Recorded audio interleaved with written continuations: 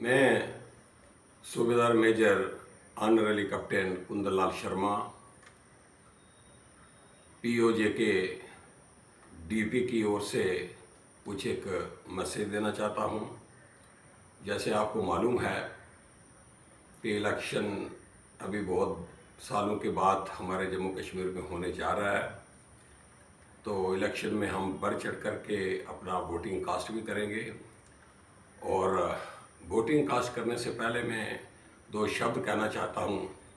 सबसे पहले तो मैं कहूँगा कि 1947 पीओजे की 1947 डीपी के लिए मैं एक मैसेज देना चाहता हूं कि हम लोग जब 1947 से आए थे, एकदम सडन अटैक हुआ था, सडन प्लानिंग किया पाकिस्तान ने, उनकी गोरीली ने, कैसे भी हुआ, तो उसमें तकरीबन 40,000 से लोग ज़्यादा मारे गए और हमें 5 पैसे का समय नहीं मिला, वक्त नहीं मिला कि उसको घर से निकाल कर अपनी जेब में डालें। वी आर लैंडलॉर्ड्स, हमारे पास पैसे थे, पैसा टका था, हमारे पास ज़मीन थी, सब कुछ था, लेकिन ऐसा हमारे साथ दुर्व्यवहार किया गया कि जो मैं अपने बातों से आपको व्यक्त नहीं कर सकता हूँ।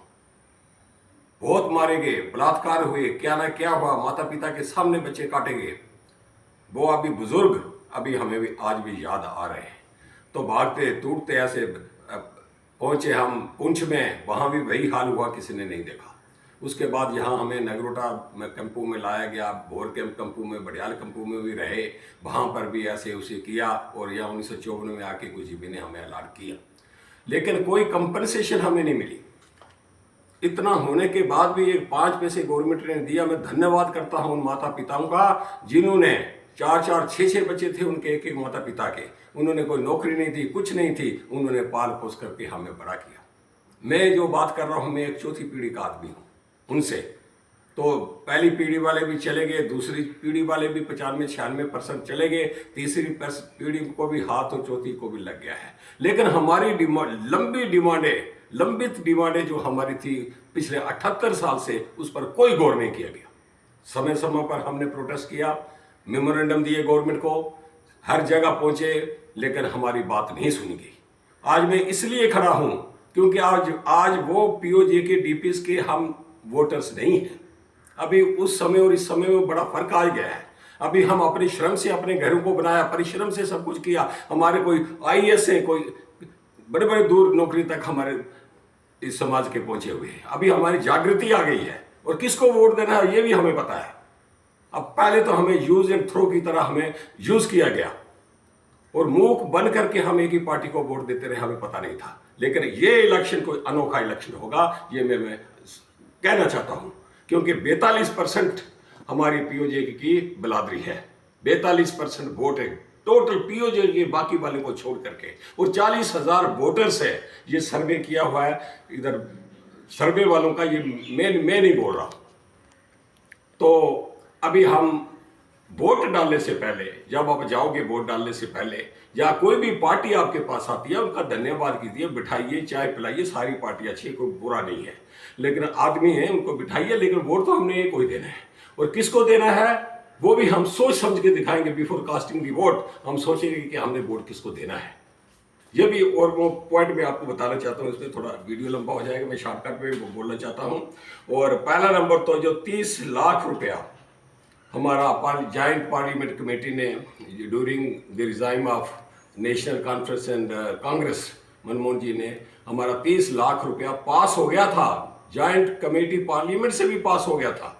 तो उसमें से हमें कितना मिला? 5.5 लाख रुपया। But about remaining amount 24.5 lakh का अमाउंट का वो कहाँ गया, उसके ऊपर कोई बातचीत नहीं हो रही है। हम टाइम टू टाइम बातचीत करते हैं, कोई जवाब ही नहीं मिल रहा। क्या वो खत्म हो गया? अगर वो पार्लियामेंट में पास हुआ, कमेटी की जिस कमेटी ने पास किया वो कमेटी उसको नल इनवाइट करे ना, खत्म करो इसको बिल को। हमें क्यों तरसा रहे हो? खत्म भी नहीं हो रहा, दे भी नहीं रहे हो, तो हम क्या करें? तो मेरा कहने का मतलब है कि ये बकाया अमाउंट जो है हमें देना चाहिए। और one time settlement of PoJ DPS those come from 1947, अभी तक नहीं है। वन टाइम सेटलमेंट हमें इसका मिलना चाहिए। और residential plots plus this cultivated land, ये म्यूटेशन होनी चाहिए। ये अभी तक हमारे रेजिडेंशियल प्लाट रेगुलाइजेशन नहीं हुए हैं, तो मैं रिक्वेस्ट करूंगा कि आप लोग जब वोट डालोगे तो इन चीज़ों को मद्देनजर रखते हुए वोट डालना। Registration of and regularisation of POJ के डीपीज बस्ती भी, डीपी की बस्ती जो है अभी तक भी रेगुलाइज नहीं हुई है, पता नहीं कब धक्का दे के हमें उठाएंगे। और इसलिए मैं बोल रहा हूँ 78 साल से हम कभी उधर कभी इधर, we are treated just like a football. उधर पाकिस्तान से किक बज रही है, इधर इंडिया से बज रही है, we are wandering between Pakistan and India, उसके बीच में हमारे एक फुटबॉल की तरह बना करके हमें ट्रीटमेंट कर रहा है। ये गवर्नमेंटें जितने भी है वही कर रही हैं। तो ये मैं कहना चाहता हूं कि ये बस्तियां पूरी रेगुलराइजेशन हो और 10% Pahari language reservation given to all DPs of POJ के as per form A and state subject issued by the state for those who were permanent residents. पहले ही हमें इशू कर लिया परमानेंट रेजिडेंस, तो हम हैं, ये स्टेट सब्जेक्ट हमारे पास मौजूद है और सब कुछ है। और इतना होते हुए भी हमें 10% हमें जैसे रिजर्व पहाड़ी लैंग्वेज का चला था, यहाँ बहुत दौर चला था, इसमें स्ट्राइक भी किया था, हमें गया था। पहाड़ी लैंग्वेज दी गई पहाड़ी वालों को, जो पहाड़ में बैठे हुए हैं आदमी, पहाड़ में, वो हमारा भाई है। एक हमारा सगा भाई पुंछ में बैठा हुआ है, he is honour of that 10% reservation, but हमें नहीं ऑनर बना रहे। क्यों? We are living in plain area.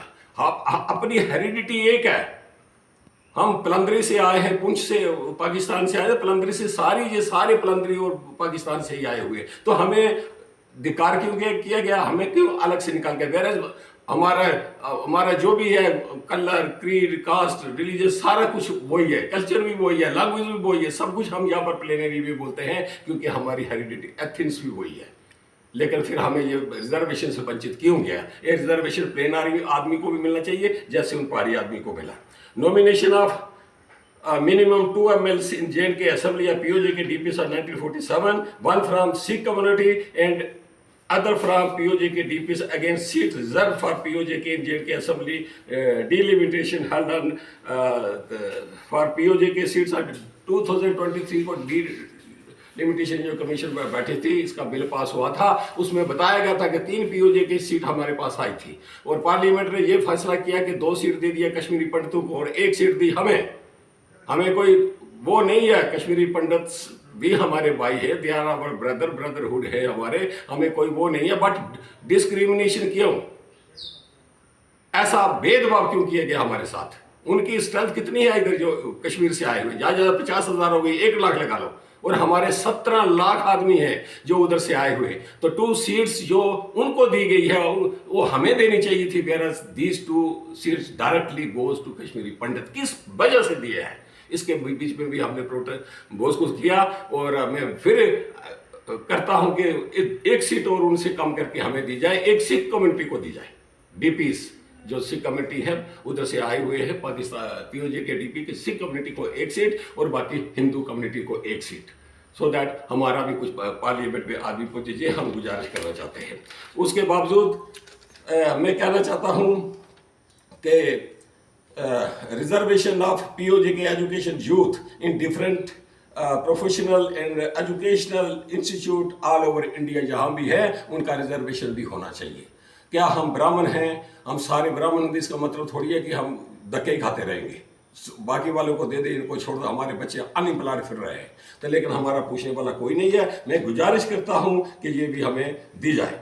और आगे मैं कहना चाहता हूं कि detail project report DPR for starting a mini railway train recreation of old railway line, you can say line from Bikram Chowk to Suchetgarh RS पुरा